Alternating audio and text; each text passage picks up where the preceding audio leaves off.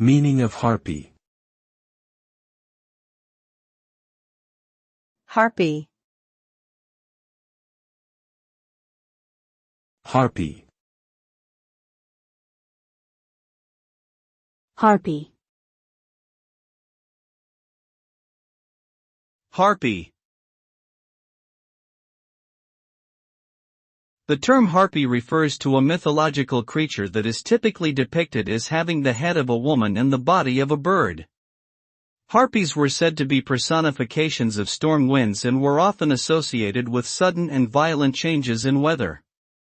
In modern usage, the term harpy is often used to describe a very unpleasant or predatory woman, particularly one who uses her sexuality to manipulate or control others.